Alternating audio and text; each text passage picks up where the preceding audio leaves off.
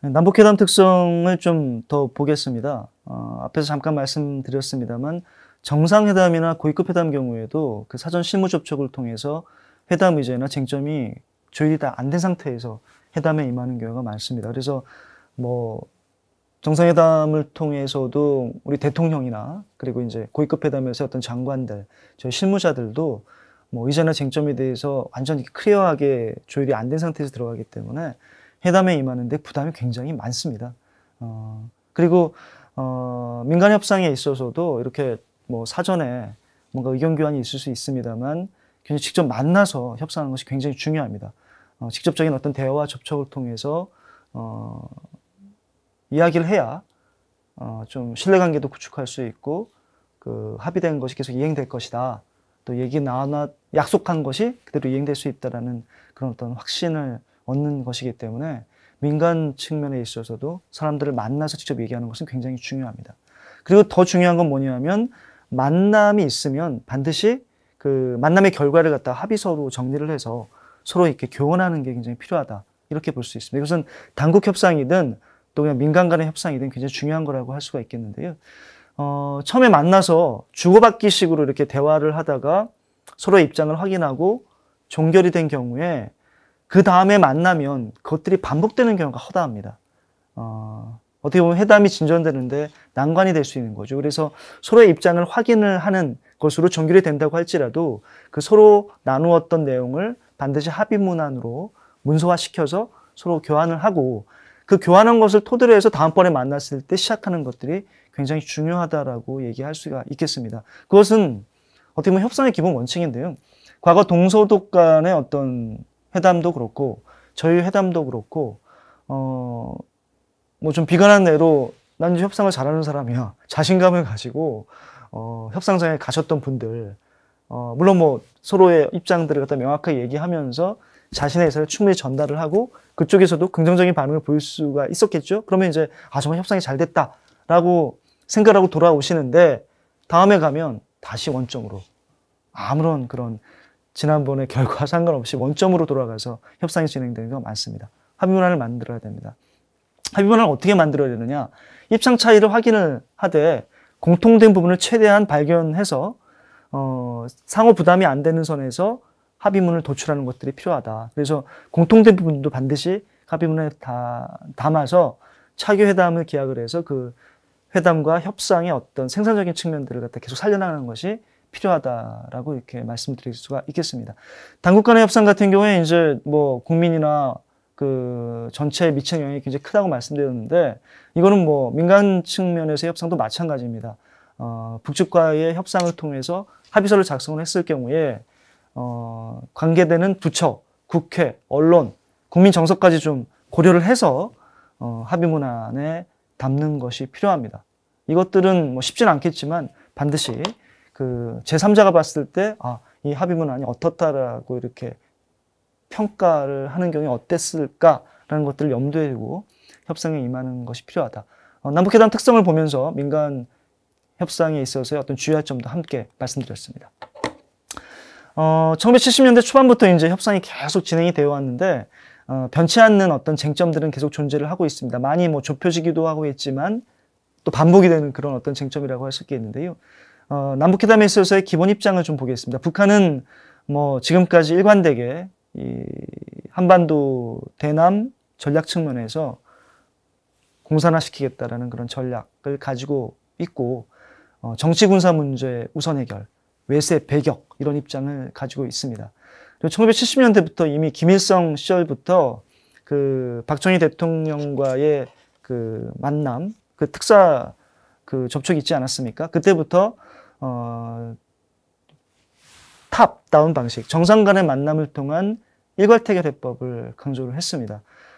지난 7월 달에 그 7사 남북 공동성명 그 만들어가는 과정에서 특사 교환 있었고 우리는 이제 유락 그 중앙정보부장이 김일성을 만났었고 저기 박성철 부수상이 우리 박정희 대통령을 이제 면담을 했던 그런 것들이 공개가 됐습니다만 그때 공개된 내용대로 북측은 그때 그 박정희 대통령과 김일성과의 그런 회담 이것을 적극적으로 추진하려고 했습니다. 근데 박정희 대통령은 신뢰관계가 우선이다.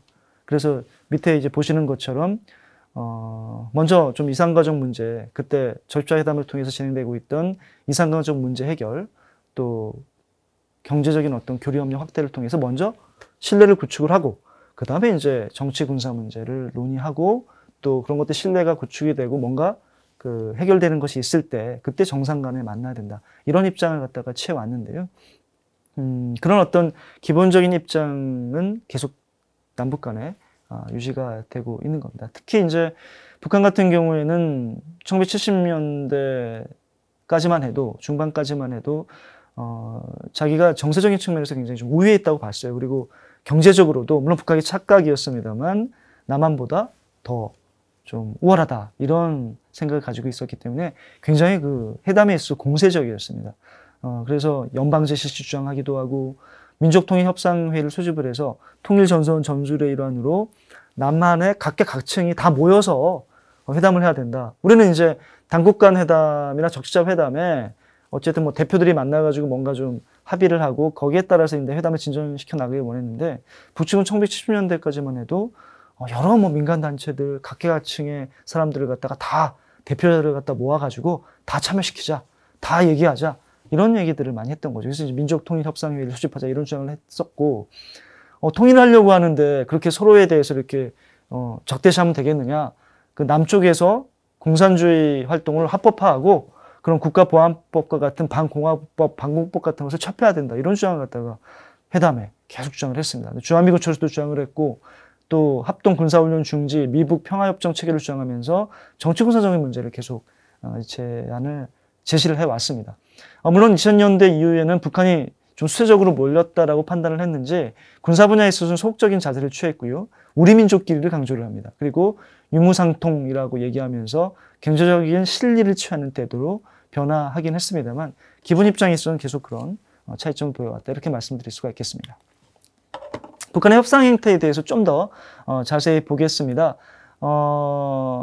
여기 보시는 그림에 제가 이제 수석 대표로 참석했던 회담도 있고요.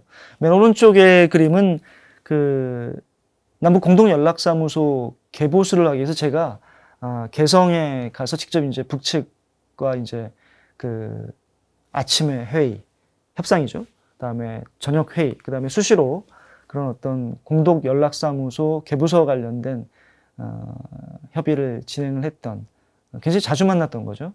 그 북측 대표 3명, 저희 3명 해가지고 이제 제가 이제 그 대표로서 활동을 했던 그런 내용입니다. 그리고 맨 왼쪽은 그 2017년까지 이제 남북 간의 긴장이 고조가 됐다가 2018년 평창올림픽을 계기로 해서 이제 남북 간의 어떤 회담 국면으로 전환이 됐는데, 맨 처음에 이제 2016년에 개성공단이 이제 문을 닫고 나서 계속 이제 북한하고 남한 간에 접촉이 없다가, 그때 이제 그 예술 공연단 공연을 그 북한의 예술단 공연을 하자고 해서 그 현성월 부부장이 그 처음으로 육로로 2016년 이게 처음으로 이제 내려왔습니다. 그때 이제 제가 가서 이제 현성월 그 부부장, 지금 부부장인데 그때 당시는 이제 다른 이제 직함을 가지고 있었는데요. 그 예술단 삼정 관현악단 뭐 단장격이죠. 그렇게 해서 이제 1박 2일로 계속 동행하면서 필요한 협의를 해왔던 경험이 있습니다.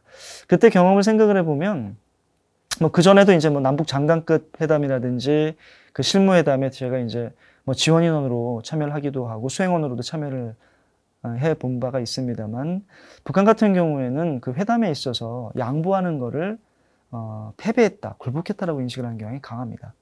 또 협상 차원에서 양보를 한다고 하더라도 굉장히 명분을 중요시하기 때문에 우리가 통 큰 결단을 했다, 그리고 우리가 선의를 베풀었다, 우리가 아량을 베풀었다, 이렇게 이제 자꾸 이렇게 좀 체면을 중시하는 그런 모습으로 포장을 합니다. 특히 이제 기자들이 있는 그런 공개적인 자리에서, 또는 굉장히 좀 특이한 거긴 합니다만, 그 협상을 할 때 이게 뭐 저희도 마찬가지입니다만, 협상 대표가 있으면 양 옆에 사람들은 다른 기관에 온 사람들일 경우가 많습니다. 예를 들어서 뭐 조평통, 과거에 조평통 출신이 이제 대표를 한다고 하면, 북한 같은 경우에 양쪽에는 뭐 국가보위성 사람이라든지 또는 당의 통일 전선부 사람 출신들의 사람들이 앉아 있는 경우가 많기 때문에 어떻게 상호 어떻게 감시하고 견제하는 것. 물론 이제 협상에서 역할 분담을 해가지고 자신들의 어떤 협상 목표를 달성하기 위해서 협상에 임하긴 하지만 서로 이렇게 감시하는 역할도 하더라고요. 잘하는지 못하는지. 그러다 보니까 공개 자리에서 그리고 양 옆에 사람들을 생각을 하면서 굉장히 위협하고 협박하는 그런 발언을 할 때가 많습니다. 굉장히 분위기가 좋을 때라도 갑자기 돌변해서 이렇게 협박하는 경우가 많다는 거죠. 그리고 당국 간의 회담 같은 경우에는 그 실시간으로 그 회담하는 내용들이 평양에 있는 그 지도부 쪽에 전달이 되기 때문에 이들이 이제 회담에 임하면서 자기들의 그 발언 자체가 다 지도부에서 듣고 있다 이렇게 생각을 하고 있어서 그래서 더 강하게 나오는 경우도 있습니다. 그리고 이제 먼저 원칙에 좀 합의하자 이렇게 이제 제안을 하면서 원칙에 합의하게 되면 그 세부 사항을 그 원칙에 맞게 이제 협상을 유도해 나가는 거죠. 그러면서 원칙을 합의하고 나서부터는 자신들이 그 원칙을 근거로 해가지고 협상을 주도하려는 그런 어떤 경향이 굉장히 강합니다. 그래서 원칙 합의할 때 굉장히 중요하게 민감하게 저희가 신중하게 이제 임해야 된다는 부분들이 있고요. 협상에 있어서 제가 가장 좀 힘들게 느껴졌던 것은 김정은이나 김일성, 김정일 그런 어떤 언급이 대해서 굉장히 북쪽에서 민감하다. 뭐 소위 말해서 그들은 이제 최고 존엄이라고 얘기를 하는데 이 최고 존엄 문제가 나오면 뭐 법, 규정 아니면 과거의 합의 다 소용이 없습니다. 그리고 뭐 협상이 진전이 안 됩니다. 그래서 이 최고 존엄이 협상에서 가장 전 큰 걸림돌이다라고 생각을 하고 있어요. 그들이 협상에 있어서 어떤 재량권과 유연성, 대화의 어떤 진전을 보일 수 없는 분들이 이런 부분들이어서 여기 굉장히 민감한 게 굉장히 그 협상에 있어서의 특징이고요. 이게 뭐 협상의 뭐 전략인지 전술인지 잘 모르겠습니다만 군부 핑계를 되게 많이 댑니다. 특히 이제 그 군부가 좀 관여가 돼가 있는 사업이라든지 그리고 협상인 경우에는 군부를 핑계로 해서 협상을 지연시키거나 합의를 못 해준다. 또 일정을 지연한다. 이런 것들이 굉장히 많은데 이것도 어떻게 보면은 뭐 협상 지연이라든지 합의를 지연하는 것도 회담 전술이라고 볼 수 있기 때문에 군부 핑계 된다고 해서 도저히 이룰 수 없는 건 아니다. 이렇게 생각하고 협상에 임해야 된다고 생각을 합니다. 소위 이제 조평통이나 그 통일전선부 그리고 그 국가보위부 이런 쪽 소위 말해서 대남 일꾼들은 상대적으로 좀 경직되어 있는 태도가 많고요. 필요한 경우에 대남 강경 태도를 보일 때가 많습니다. 근데 다른 실무부 전력들은 좀 실용적이고 또 사명감이 굉장히 투철해서 뭔가 좀 합의를 하려고 했던 또 뭐 결론을 얻어 가지고 가려고 했던 그런 경향들이 굉장히 많았다. 이렇게 말씀드릴 수가 있겠습니다. 다음으로는 남북회담의 경과와 시기별 특성에 대해서 좀 말씀을 드리겠습니다.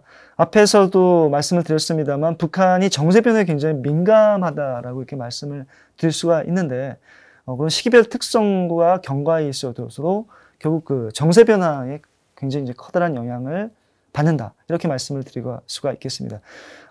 그림에서 보시는 것처럼 1970년대에는 그 남북 적시자 회담, 그다음에 당국 간 회담으로서의 남북 조절위원회 이렇게 이제 두 가지로 회담이 진행이 되었는데요. 그때 당시 1970년대 초에 미국과 중국 간의 대탕투 분위기가 있었고 또 베트남이 공산화되는 과정이 있었고 미국의 닉슨 대통령이 관 독트린을 발표한 바가 있습니다. 그러면서 이제 주한미군도 어느 정도 이렇게 감축하는 그런 분위기가 있었죠. 그래서 그때 이제 북한은 앞에서 말씀드렸던 것처럼 우위에 있다라고 보고 대남 공세적인 전략을 취하면서 주한미군 철수와 국가보안법 등 폐지, 그다음에 정치군사 협상을 우선하면서 주민 간 접촉과 교류에 지금은 완전히 반대로 굉장히 적극적입니다. 남북 적시자 회담을 통해서나 남북 조절위원회를 통해서도 똑같이 나타났던 북한의 태도였습니다. 우리는 이제 경제개발 집중 또 한반도 이를 위해서 한반도 상황을 좀 안정적으로 가져가야 되겠다라는 어떤 생각을 가지고 진행을 해왔던 거고요. 그래서 박정희 대통령이 1970년에 8.15 평화통일 구상선언을 발표를 하고 또 뭔가 좀 이렇게 안정적으로 가겠다는 측면에서 북한을 좀 다뤄야 될 필요성에서 좀 선제적으로 1971년에 이산가족 협의를 제의를 했고 또 남북적절회담과 예비회담, 본회담이 열립니다. 그리고 말씀드렸던 것처럼 지금 여기 잘못되어 있는데요. 1972년에 7사 남북공동성명을 발표를 하면서 인적 접촉, 경제협력 등을 통해서 신뢰를 구축하자 기준주의적인 접근을 강조했던 그런 시기의 특성을 가지고 있습니다.